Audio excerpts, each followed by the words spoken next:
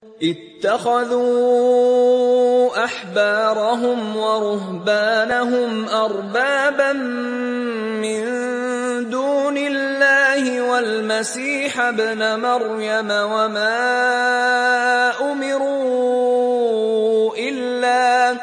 وما أمروا إلا ليعبدوا إلها واحدا لا إله إلا هو سبحانه عما يشركون. بسم الله الرحمن الرحيم. السلام عليكم ورحمة الله وبركاته. إن الحمد لله نحمده ونستعينه ونستغفره ونعوذ بالله من شرور أنفسنا وسيئات أعمالنا. من يهده الله فلا مضل له ومن يضلل فلا هادي له. وأشهد أن لا إله إلا الله وحده لا شريك له إقرارا به وتوحيدا. وأشهد أن محمدا عبده ورسوله صلى الله عليه وعلى آله وأصحابه وسلم تسليما كثيرا. يا أيها الذين آمنوا اتقوا الله حق تقاته ولا تموتن إلا وأنتم مسلمون. يا أيها الناس اتقوا ربكم الذي خلقكم من نفس واحدة وخلق منها زوجها وبث منهما رجالا كثيرا ونساء واتقوا الله الذي تساءلون به والأرحام إن الله كان عليكم رقيبا. يا أيها الذين آمنوا اتقوا الله وقولوا قولا سديدا يصلح لكم أعمالكم ويغفر لكم ذنوبكم ومن يطع الله ورسوله فقد فاز فوزا عظيما. أما بعد فإن أصدق الحديث كتاب الله وخير الهدى هدى النبي صلى الله عليه وعلى آله وسلم وشر الأمور محدثاتها فإن كل محدثة بدعة وكل بدعة ضلالة وكل ضلالة في النار. أعاذنا الله وإياكم من النار. أعاذنا الله وإياكم من البلاء والوباء. معاشر المسلمين والمسلمات rahimani wa rahimakumullah. Barakallahu fikum jami'an. Mengawali pada kajian kita secara online malam hari ini, marilah senantiasa kita bersyukur kepada Allah, dan syukur kita buktikan dengan kita senantiasa memuji dan menyanjung kepada Allah. Kita basahi lisan-lisan kita dengan zikir kepada Allah dengan kalimat-kalimat yang baik, sebagaimana kalimat tahmid, tasbih, kalimat tahlil dan takbir. Tentu apa yang disebutkan juga apa yang dicontohkan dan ditunjukkan oleh Rasul sallallahu alaihi wasallam. Yang terpenting syukur kita kepada Allah Azza wa Jalla, bagaimana kita berusaha untuk menegakkan ketaatan kita kepada Allah. Jadi taat kepada Allah perlu ditegakkan. Taat kepada Allah harus istiqamah. Taat kepada Allah harus jihad. Taat kepada Allah harus bersungguh-sungguh. Dan itu tidak mungkin seseorang bisa menegakkan ketaatan kepada Allah tanpa itu. Karena itu sebagai bukti syukur yang sebenar-benarnya. Di samping itu pula berusaha dan juga bersungguh-sungguh dengan jihad, meninggalkan apa yang dilarang oleh Allah Taala.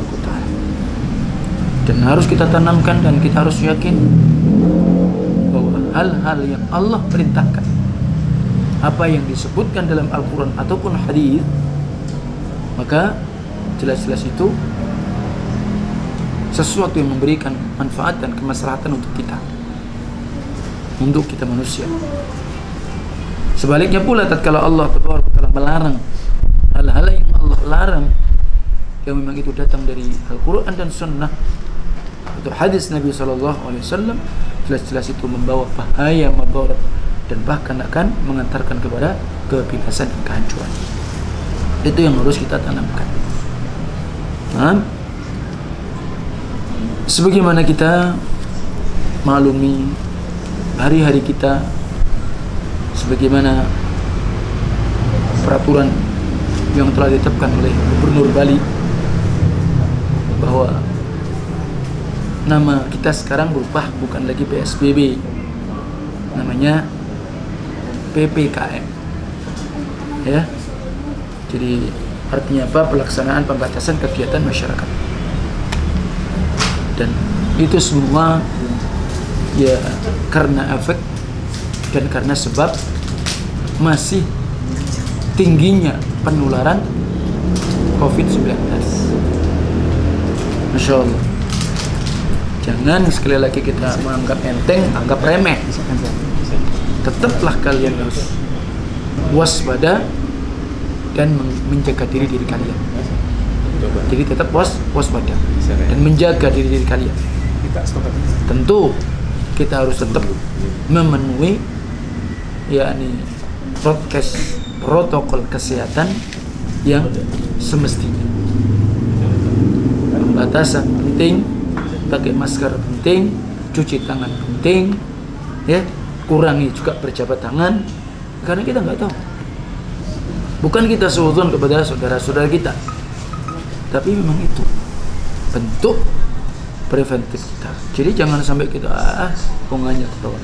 Tapi buktinya, masya Allah, ya. Jadi pembatasan, dan kita khawatir kalau di antara kita anggaplah kita sudah capek, demikian, akhirnya kita ngawur. Maka inilah menjadi sebab-sebab apa?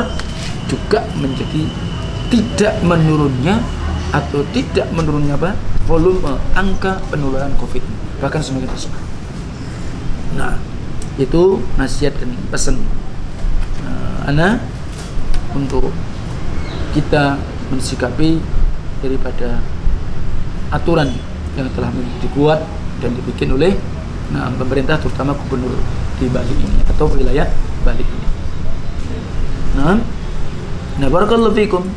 Adapun jangan sampai kita menjadi orang-orang yang menisbatkan diri orang yang penuntut ilmu di atas sunnah, justru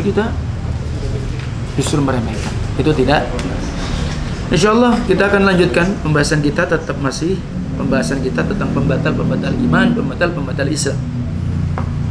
Dan pembatal Islam yang kedua adalah barang siapa yang menjadikan antara dirinya dan Allah adanya apa? Perantara. Jadi dia membuat sebuah perantara, yang dimana perantara yang dia buat antara dia dan Allah, yang dia istilahkan sebagai tawasul, sehingga bukan sekedar itu, tapi bahkan mereka berdoa meminta kepada mereka, demikian pula meminta syafaat kepada mereka, termasuk tawakal kepada mereka. Yang seperti ini, maka jelas-jelas kalau orang berdoa kepada mereka, yang artinya apa tadi? Perantara, wasilah tadi antara dirinya dan Allah, maka ini demikian pula syafaat dan dia tawakal kepadanya, maka kafara ijma'. Tentang bagaimana doa kepada selain Allah, jelas-jelas itu akan mengantarkan kepada syirkun akbar. Demikian pula tentang tawakal, sudah kita bahas tentang apa itu tawakal. Seseorang itu menyandarkan dirinya, memasrahkan dirinya. Maka di antara kesempurnaan iman seseorang, ya tawakal dia kepada Allah, ya. Wa 'alallahi falyatawakkalul, maka hendaklah kepada Allah wahai kaum mukminin kalian bertawakal. Adapun kalau seseorang itu dia tawakalnya kepada selain Allah dan dia mutlakkan demikian, maka jelas itu adalah akan mengantarkan kepada apa tadi? Kekufuran. Kemudian pula tentang syafaat. Apa itu arti syafaat itu? Syafaat ini pertolongan. Nah, ini kita perlu juga posisikan, kita dudukkan. tentang arti syafaat. Ya. Nah, ini penting supaya kita ada ilmu, supaya kita tidak salah bagaimana memaknai, mengeterapkan yang namanya syafaat tadi. Karena ada orang yang menjadikan antara diri dan Allah, ternyata kita minta tolong kepada dia. Itu namanya syafaat. Iya. Syafaat itu kalau arti secara bahasa menjadikan yang ganjil menjadi genap. Adapun kalau secara istilah yaitu perantara untuk orang lain atau perantara kepada orang lain, atau dia sebagai perantara untuk orang lain. Itu namanya memberi syafaat. Artinya apa? Kalau dia sebagai perantara untuk orang lain, artinya sebab dia agar orang mendapat manfaat, sebab dia agar orang terhindar dari bahaya. Itu namanya syafaat dalam arti syariat atau istilah. Nah, tentang pembahasan masalah syafaat ini, ternyata ada satu bab tersendiri dalam keimanan atau akidah Islam, keyakinan dalam Islam. Tentu terutama adalah syafaat yang nanti di hari kiamat, nanti di huru hara yang sangat dahsyat. Maka oleh sebab itu bagi setiap muslim muslimat wajib untuk mempelajari sehingga menjadikan dia akidah di dalam agamanya, dan tatkala dia memahami, mengilmui tentang syafaat itu makna yang benar. Karena ini masalah akidah, tentu akan sangat memberikan pengaruh terhadap keimanan seseorang. Jadi kalau sampai dia memahami tentang arti syafaat itu salah, maka pula akan menjadikan apa? Salah dalam beragama, salah dalam berakidah. Sebagaimana tadi akan bisa mengantarkan, membatalkan keimanan, keislaman dia. Maka wajiblah kita memahami, tentu dipahami bagaimana penjelasan para a'immah, para ulama yang memang telah masyhur,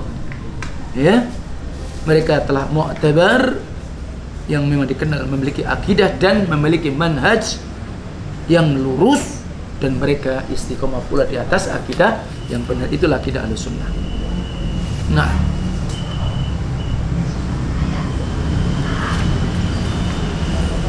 sebagaimana tadi saya sampaikan tentang makna syafaat tadi,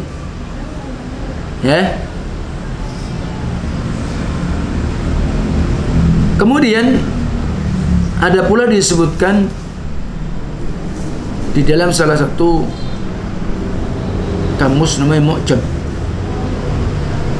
Maqayis Lughah Ahmad bin Faris, kata syafaat itu dari huruf shin, fa dan ain, menunjukkan makna bergandengannya dua sesuatu, dan asyaf'u artinya menyelisih ganjil. Dan tentang syafaat disebutkan misal di dalam surah Al-Fajr, wasyaf'i wal watr, dan demi yang genap dan yang ganjil. Disebutkan ada asy-syaf' dan al-watr. Adapun kemudian Ibnu Athir rahimahullah, yang dimaknakan syafaat adalah permohonan kepada Allah untuk pengampunan dosa. Jadi seperti itu. Jadi ini. Kemudian maksud istilah bahwa syafaat itu adalah ungkapan permohonan dari pemberi syafaat atas suatu perkara untuk orang yang akan diberi syafaat. Jadi artinya permohonan siapa? Pemberi syafaat. Kepada siapa? Yaitu suatu perkara untuk orang yang akan diberi syafaat. Baik itu syafaat Nabi atau ada makna syafaat yang lainnya. Adapun Syekh Ibnu Utsaimin, syafaat adalah penengah. Nah, sama. Penengah atau perantara bagi yang lain. Sama dengan tadi kita mengatakan apa? Arti syafaat tadi. Ya. Jadi itu makna syafaat. Perantara atau penengah bagi yang lain dengan mendatangkan satu kemanfaatan atau menolak sesuatu yang mudarat. Sehingga kalau maksudnya syafi itu artinya pemberi syafaat. Dari kalimat apa tadi? Di antara masyfu' lahu yang diberi syafaat, atau masyfu' ilaih atau syafaat yang diberikan. Sebagai apa dia? Wasithah, perantara untuk mendatangkan manfaat bagi masyfu' lahu yang diberi syafaat atau menolak mudarat dari dia. Ini disebutkan oleh Syekh Ibnu Utsaimin rahimahullah. Tentang syafaat disebutkan dalam Al-Qur'an banyak. Ya. Ternyata kita butuh pertolongan. Jadi dibilang apa? Permohonan bagi yang memberi syafaat kepada orang yang diberi syafaat agar dia mendapatkan manfaat atau tertolak mudarat bagi dia. Jadi intinya syafaat itu apa? Pertolongan atau bantuan. Di sana ada asy-syafi', artinya yang memberi syafaat, ada disebut apa? Masyfu' ilaih, orang yang diberi syafaat kepada dia. Jadi seperti itu.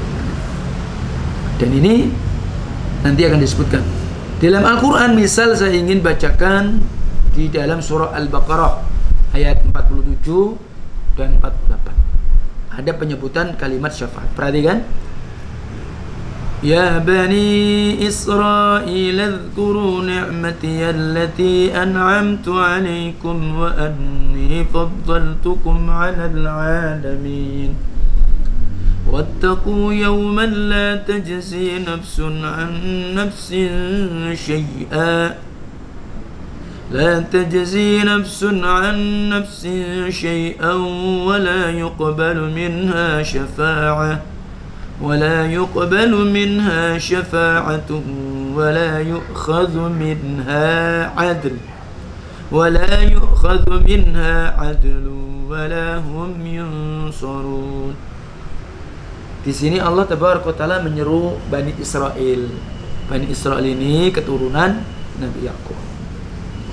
Wahai kaum Bani Israel, uzkuru, ingatlah kalian ni'mati allati an'amtu alaikum, yaitu tentang nikmat-nikmat yang Allah anugerahkan kepada kalian. Hanya nikmat-nikmat Allah yang Allah berikan kepada kaum Bani Israel. Salah satunya apa? Allah berikan mereka manna wassalwa. Ya, kalau manna itu sejenis burung dara, burung puyuh yang memang dagingnya gurih. Adapun as-salwa itu minuman manis semisal madu. Itu nikmat yang Allah berikan kepada mereka.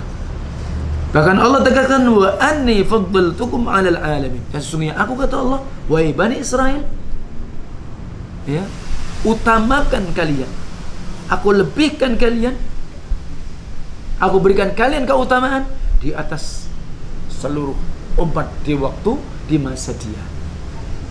Jadi di masa-masa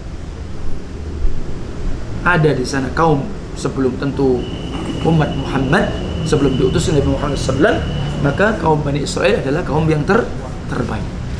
Adapun kalau setelah Rasulullah SAW diutus menjadi Rasul, maka umat Rasul yang paling terbaik.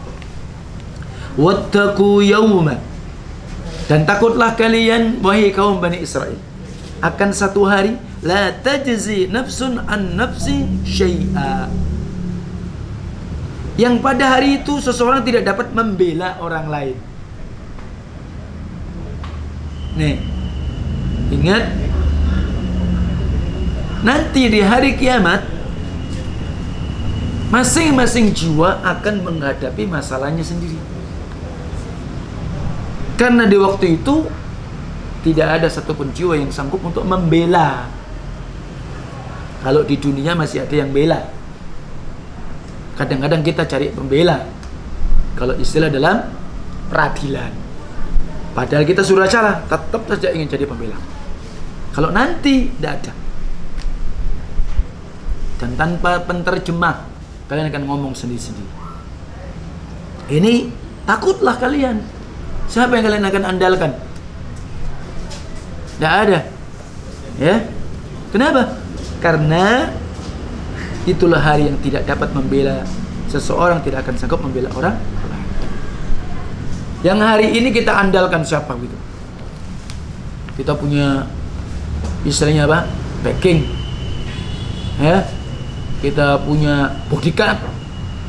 Pokoknya kalau ada apa-apa, wah sudah dialah. Nanti tidak ada manfaatnya. Tidak akan mungkin bisa. Demikian pula takutlah kalian pada suatu hari wala yuqbalu minna syafa'ah. Masya Allah. Tidak akan diterima syafaat.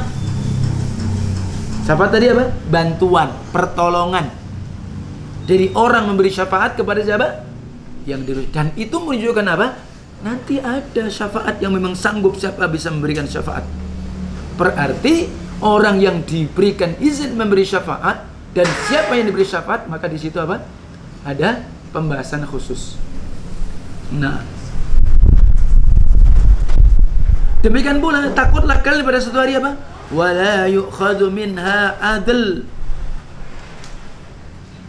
Juga tidak akan ada lagi apa? Tebusan. Jadi tidak ada lagi. Kalian bisa nebus. Kalian mungkin saja bisa membayar diat. Tidak ada. Karena aku dulu begini, aku tebus. Uang yang kita kumpulkan semua tidak ada manfaatnya. Selama ini kita kumpulkan, kita jeripayah kita, tidak ada. Walahum yunsurun. Tidak pula mereka akan ditolong. Masya Allah. Agar kita takut. Ingat, di mana penekanan di sini? Takutlah kalian yang nanti tidak diterima namanya syafaat dari siapapun. Dan Allah berfirman, وَلَا يَمْلِكُ الَّذِينَ يَدْعُونَ مِن دُونِهِ الشَّفَاعَةَ إِلَّا مَنْ شَهِدَ بِالْحَقِّ وَهُمْ يَعْلَمُونَ. Dan sesembahan yang mereka sembah. Artinya apa ini? Mungkin di dunia ini ada penyembah-penyembah selain Allah. Ada orang yang menyembah selain Allah. Yang dia harapannya apa? Sesembahan-sembahan dia selain Allah. Apakah dia berdoa kepada dia? Dia minta tolong kepada dia? Minta syafaat kepada dia? Ya, ternyata apa? Tidak dapat memberi syafaat. Mungkin orang ada mengandalkan kiai, ada orang mungkin mengandalkan syekh siapa begitu. Tidak ada sama sekali. Illa man syahida bil haqqi wa hum ya'lamun. Ya. Akan tetapi yang dapat memberi syafaat itu siapa? Orang yang mereka menyaksikan kebenaran, mereka beriman dengan kebenaran, dan mereka yang mengamalkan kebenaran. Berarti mereka seorang ahlu tauhid. Wa hum ya'lamun, dan mereka pula mengetahuinya. Az-Zukhruf ayat 86. Ya. Ini tentang penyebutan syafaat tadi. Adapun perlu pula disebutkan, kalau tadi dari Al-Qur'an bahkan disebutkan sampai ada di dalam Quran itu tentang syafaat ini banyak sekali. Ada sekitar 23 ayat tentang penyebutan kalimat syafaat tersebar dalam 17 surah dalam Al-Quran. Ya. Sekarang dalil sunnah dari sahabat Abu Hurairah radhiyallahu anhu. Hadis ini diriwayatkan Imam Bukhari dan Muslim. Likulli nabiyyin da'watun mustajabah. Fata'ajjala kullu nabiyyin da'watahu wa inni taba'tu da'wati syafa'atan li ummati yaumil qiyamah fa hiya na'ilatun insyaallah man mata min ummati la yusyriku billahi syai'a. Setiap nabi, kita tahu nabi banyak. Dari Nabi Adam, ya, banyak. Setiap nabi ternyata apa? Mereka memiliki satu doa yang mustajabah. Fata'ajjala kullu nabi. Tapi setiap nabi telah menggunakan doa tersebut. Artinya dia sudah lakukan. Ingat doanya Nuh, banjir datang. Bagaimana doanya Musa, semuanya. Ya? Sudah. Mereka minta kepada Allah, ya, karena sudah apa istilahnya? Kekufuran mereka, ketidaktaatan mereka. Mereka tidak mau beriman kepada Nabi dan Rasul di waktu itu. Didoakan. Ada yang diucapkan di batu.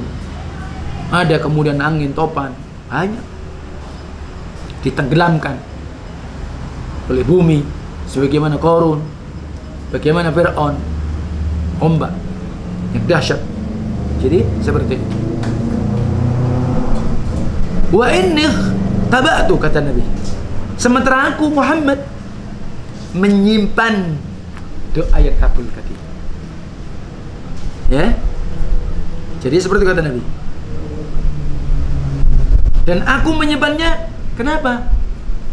Agar doa tadi untuk memberi syafaat kepada umatku nanti di yaumul qiyamah.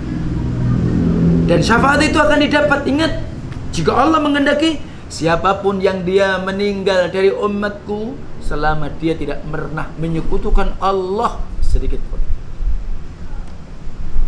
Nah, nih. Jadi ada di sana yang kita harapkan.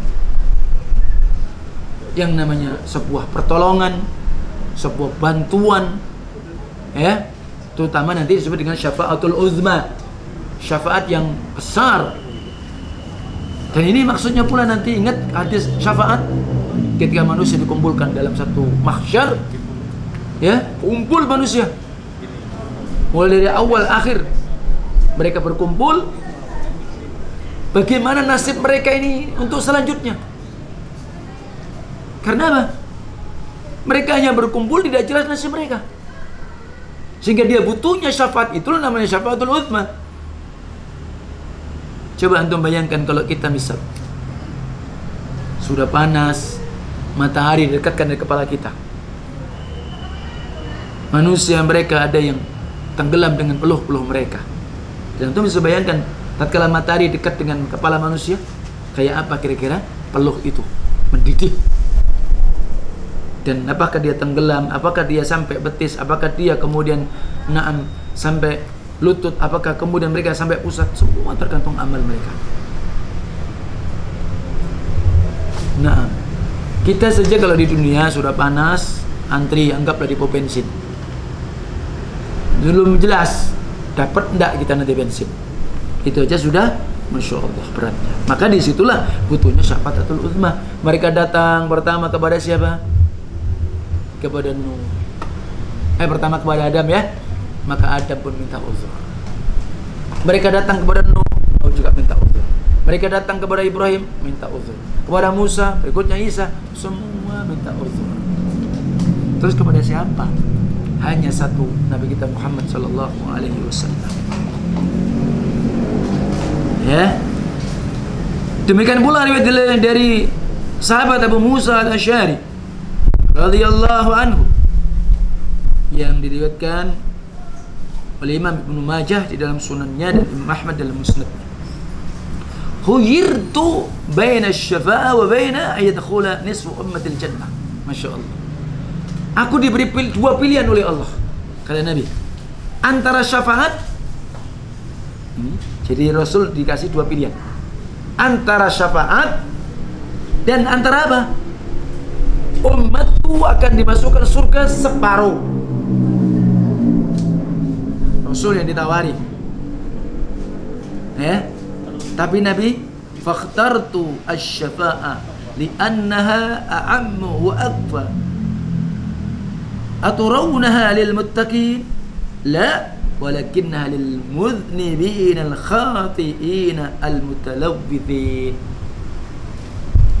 Nabi dikasih dua pilihan, syafaat atau separuh umat yang masuk surga. Mungkin kalau antum milih yang itu, ya, masuk surga.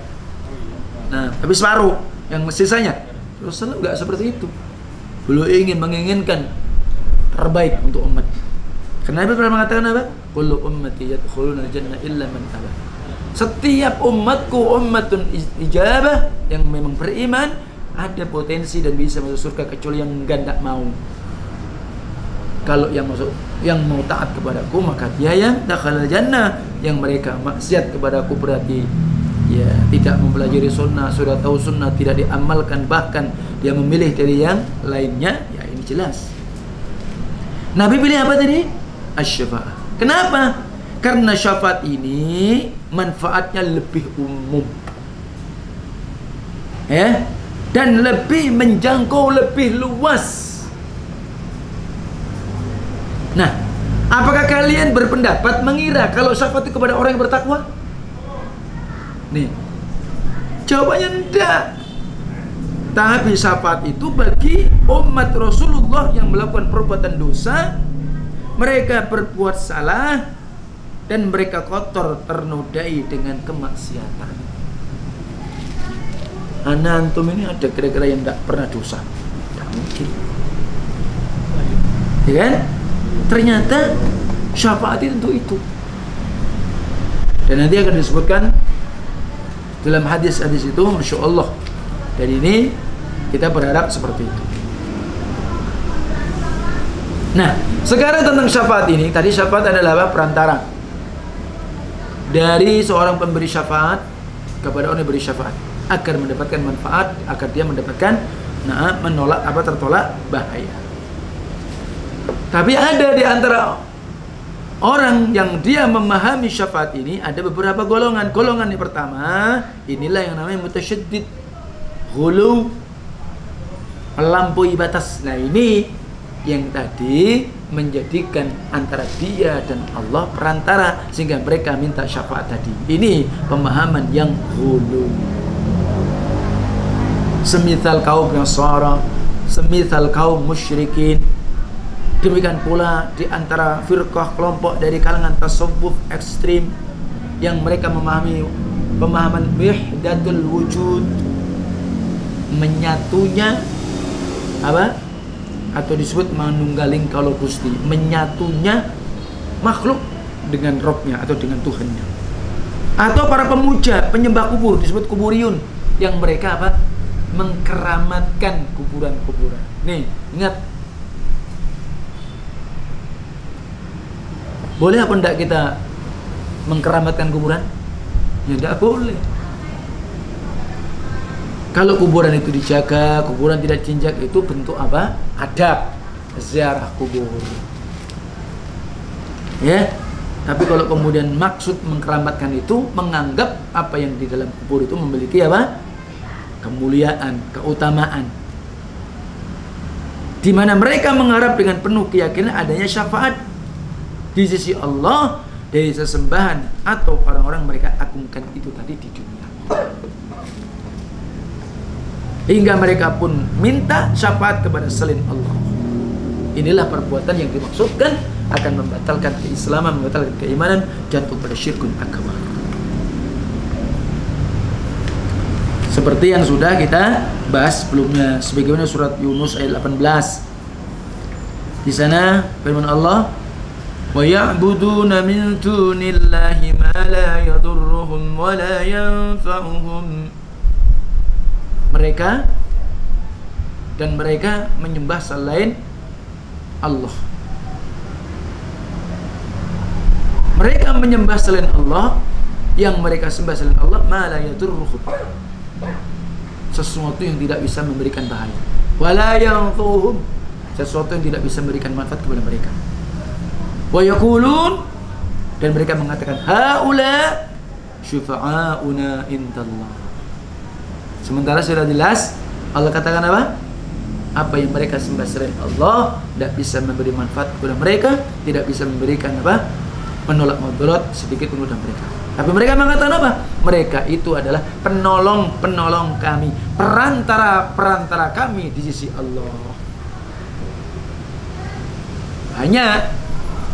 Makanya ada orang yang percaya dengan kuburan tadi keramat, maka dia meminta hajat, dia minta ampun, minta apapun, dia datang kepada tadi kuburan-kuburan dianggap suci, kuburan-kuburan yang mereka anggap apa? Keramat tadi. Alasannya apa? Mereka dijadikan apa? Syufa'auna indallah, pemberi syafaat kami di sisi Allah. Kul, katakan Muhammad, atunabbi'una Allah bima ya'lamu ma fis samawati wala fil ard. Ya, kul atunabbi'una Allah, katakan Muhammad, apakah kalian akan mengkabarkan kepada Allah bima la ya'lamu fis samawati wala fil ard, sesuatu yang tidak diketahui di langit dan di bumi. Subhanahu wa ta'ala amma yusyrikun, maha suci Allah dan maha tinggi Allah dari apa yang mereka telah sekutukan. Sekali lagi, ini golongan yang mereka mendudukkan tentang syafaat secara melampaui batas, berlebih-lebih dan hulu, sebagaimana saya sebutkan tadi. Orang-orang disebutkan kuburiyun, ahlul kubur, itu karena memang mereka menganggap kuburan-kuburan ada kuburan yang keramat, sehingga mereka pun ziarahi, mereka pun kunjungi, mereka datang untuk dijadikan perantara antara diri dan Allah. Sementara Allah membantah yang seperti itu. Dan ini terjadi di zaman-zaman kita dan di hari-hari ini, terutama di negeri kita, Indonesia ini. Kita sedih tentu, sehingga bagaimana perjuangan dakwah tauhid maka memiliki tugas yang amat berat, dan harus tetap tauhid harus didahulukan daripada yang lain. Kenapa?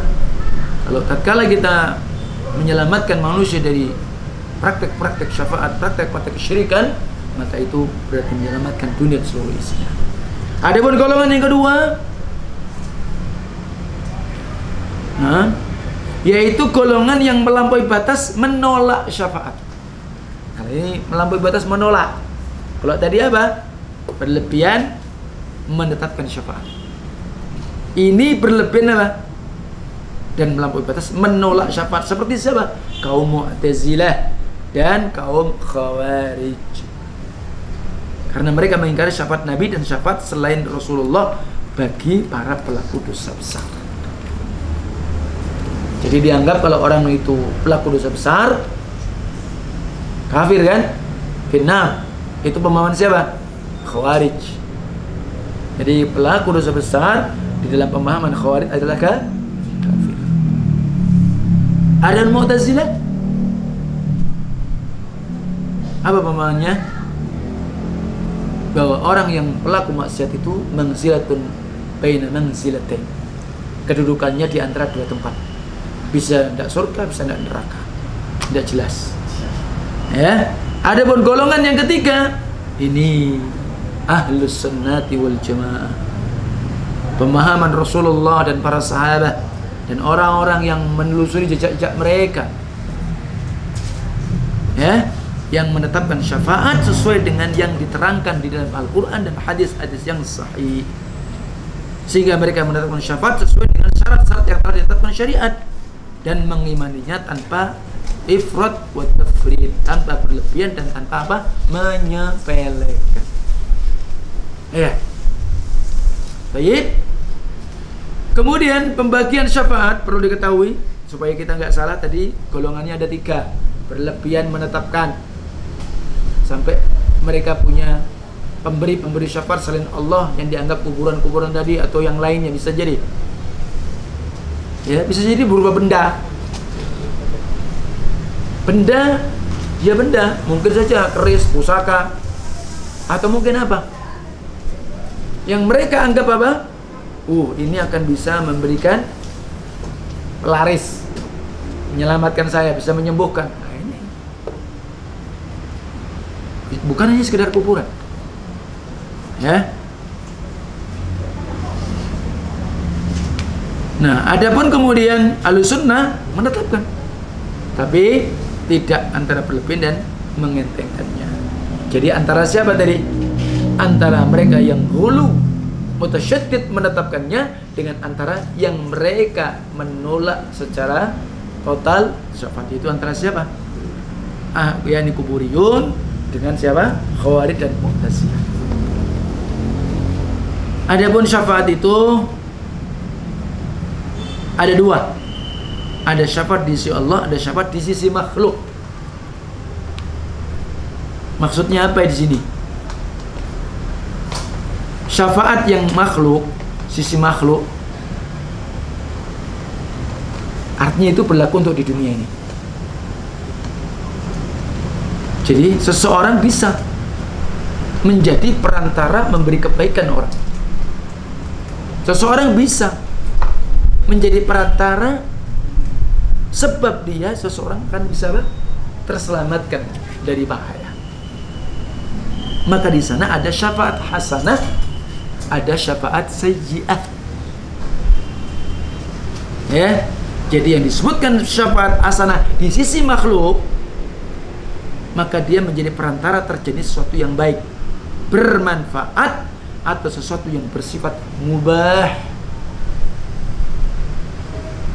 sehingga dengan perantaranya terwujudlah sesuatu yang baik dan bermanfaat bagi kaum muslimin. Apa contohnya? Apa contohnya? Misal seseorang dia mencari sebuah tempat masjid atau yang lain supaya terselenggaranya adanya kajian taklim di situ. Dia cari di mana kira-kira yang masjid kah, apakah, supaya ada taklim tauhid, taklim sunnah. Lalu ada seorang yang menyediakan rumahnya, atau mungkin tempat selain rumahnya, atau mungkin takmir masjid, memberikan kesiapan masjidnya dipakai, sehingga terlaksanalah majelis taklim. Bisa ada. Dengan majelis taklim, banyak di antara manusia diberikan manfaat tentang berbagi ilmu, berbagi nasihat. Maka yang seperti ini, orang tadi memberi syafaat yang namanya syafaat hasanah, menjadi perantara ilmu syar'i bagi kaum muslimin, yang dimana di sini dia jelas-jelas akan mendapatkan pahala besar di sisi Allah Tabaraka wa Ta'ala, seperti firman Allah dalam An-Nisa 85, "May yashfa' syafa'atan hasanah yakul lahu nasibun minha." Siapapun yang membantu memberikan syafaat yang baik, maka baginya memperoleh bagian pahala nanti dari Allah, dari apa yang dia berikan syafaat. Namanya apa tadi? Syafaat di makhluk, syafaat hasanah. Itu contoh yang saya berikan tadi. Ada seseorang ternyata dia tidak punya ma'isyah, kita bisa buka lapangan kerja, Masya Allah, sehingga dia bisa memberikan apa? Makan, ya, nafkah, membayar SPP untuk pondok dan semisalnya. Masya Allah, bisa seperti itu. Atau dia kebetulan kerja di instansi pemerintahan, maka dia bisa memberikan syafaat hasanah. Ternyata dia bantu orang supaya mendapatkan kemudahan, yang intinya tidak ada tipu menipu, yang di sana tidak ada berkhianat, yang penting itu bisa. Dan yang kedua namanya apa dari si makhluk? Syafaat sayyi'ah, syafaat buruk, bantuan perantara yang buruk mengakibatkan terjadi perkara-perkara yang haram. Apa contoh? Misal seorang hakim menjadi perantara agar tidak terlaksananya hudud, undang-undang hukum, mestinya dikisos tidak jadi, sehingga dia batalkan dengan cara macam-macam. Mungkin karena ada riswah, suap disuap, naudzubillah. Ini ya, maka ini memberikan syafaat yang buruk. Atau sama di dunia ini, menolong orang, membantu orang, akhirnya terjatuh kepada kesyirikan. Ini penyelenggara travel yang mengantarkan orang itu nyembah kubur, hati-hati. Kalau memang kalian memang jangan hanya motifnya ekonomi, motifnya bisnis, travel, bisa jadi juga travel yang haji umrah ini, sehingga kemudian dia siapkan mutawif, pembimbing. Nah, salah di dalam memahami bagaimana hakikat. Misalkan tawaf, ya diajak pergi ke Cirona, di sana ada air suci melebihi apa? Air Zam-Zam, ini repot. Ya, dan semisal macam-macam. Ini bahaya pula. Ingat, karena ada syafaat dari sisi makhluk, ada syafaat hasanah, ada syafaat sayyi'ah. Wa may yashfa' syafa'atan sayyi'atan yakul lahu kiflun minha wa kana Allahu ala kulli syai'in muqita.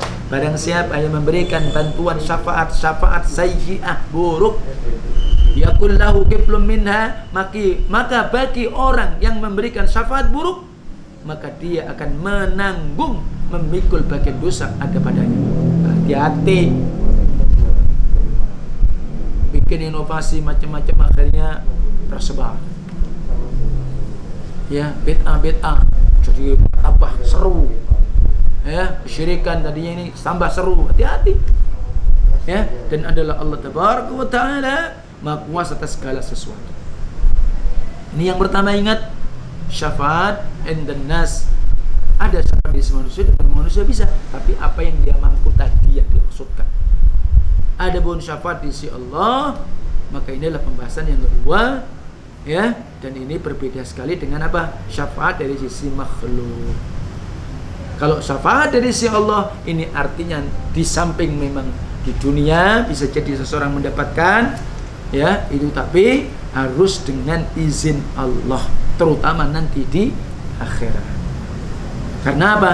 Tidak ada siapapun yang bisa memberikan syafaat kecuali dengan izin Allah, terutama nanti di yaumul qiyamah. Sebagaimana dalam surah Al-Baqarah 255 ayat kursi, "Man dzalladzi yashfa'u indahu illa bi'idznih."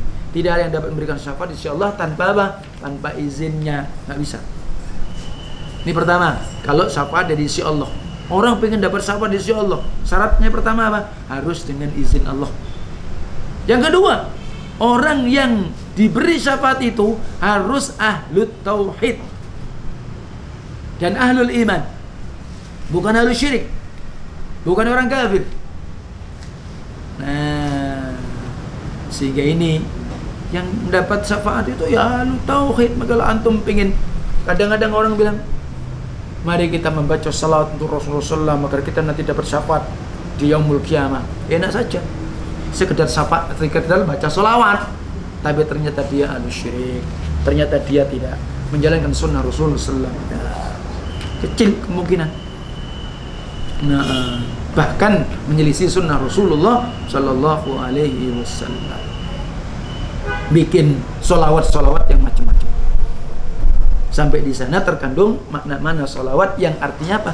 Menjadikan Rasul menjadi tawasul di antara dia dan Allah.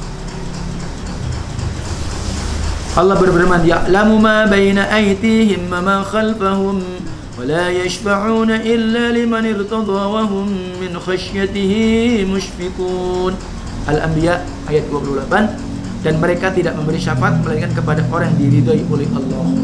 Dan mereka itu selalu berhati-hati karena takut kepada Allah. Artinya bahwa orang yang diberi syafaat adalah ahli tauhid, dan orang-orang yang beri izin oleh Allah bisa memberikan syafaat itu pun juga dengan izin Allah Tabaraka wa Ta'ala. Sehingga kalau orang-orang kafir tidak ada manfaat sedikit pun. Fama tanfa'uhum syafa'atus syafi'in. Tidak berguna lagi bagi mereka kaum musyrikin syafaat dari orang yang memberikan syafaat. Ya, tidak bermanfaat bagi mereka. Kenapa? Mereka yakin dari sembahan mereka yang dianggap bisa menyelamatkan mereka dari sisi Allah, sama sekali tidak bisa menyelamatkan mereka. Maka Allah bantah, wa ma lidzalimina min hamimin wala syafi'in yuta'. Orang-orang yang zalim, kafir, tidak mempunyai teman, atau musyrikin tidak mempunyai teman setiap seorang pun, dan tidak pula mempunyai seorang pemberi syafaat yang diterima syafaat. Sampai di sini dulu insyaallah taala, wallahu alam. Dan insyaallah taala kita akan lanjutkan pada pembagian syafaat disebutkan dalam Al-Qur'an. Insyaallah pada pertemuan berikutnya. Subhanakallahumma wa bihamdika asyhadu an la ilaha illa anta astaghfiruka wa atubu ilaik. Assalamualaikum warahmatullahi wabarakatuh.